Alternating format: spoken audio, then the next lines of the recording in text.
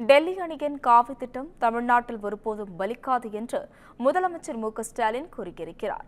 சிதம்பரம் அருகே லால்புரத்தில் நடைபெற்ற அரசு நிகழ்ச்சியில் பேசிய முதலமைச்சர் மு.க.ஸ்டாலின், ஓரணியில் தமிழ்நாடு என்பதைப் போல தோழமை கட்சியினர் அனைவரும் ஒன்றாக இருக்கிறோம் என்றார்.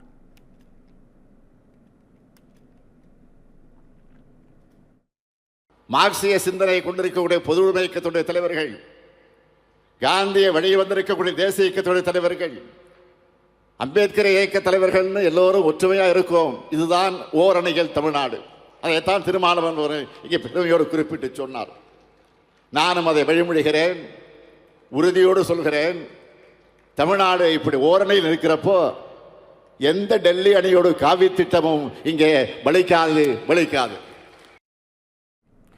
உரிமை தொகை கிடைக்காதவர்கள் உங்களுடன் ஸ்டாலின் முகாமில் விண்ணப்பித்தால் நிச்சயம் உரிமை தொகை கிடைக்கும் என்று கூறிய முதலமைச்சர் மு.க.ஸ்டாலின், மக்கள் வசிக்கும் பகுதிக்கு சென்று சேவை வழங்குவதுதான் உங்களுடன் ஸ்டாலின் திட்டத்தின் நோக்கம் என்றார்.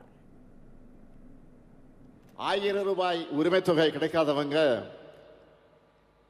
உங்க ஏரியாவில், அதாவது உங்க பகுதியில் முகாம் நடக்கிற அன்னைக்கு விண்ணப்பங்களை கொடுத்தா போதும். நிச்சயமா சொல்றேன், உங்களுக்கு நிச்சயமா உரிமை தொகை வழங்கப்படும். இந்த திட்டத்தோட நோக்கமே மக்கள் வசிக்கிற பகுதிக்கு சென்று அரசோட சேவைகளையும் திட்டங்களையும் வழங்குறது தான். இல்லம் தேடி கல்வி, மக்களை தேடி மருத்துவம், அந்த வரிசையில் இந்த முன்னெடுப்புல அரசு அலுவலர்களும் அதிகாரிகளும் உங்களை தேடி வரப்போறாங்க.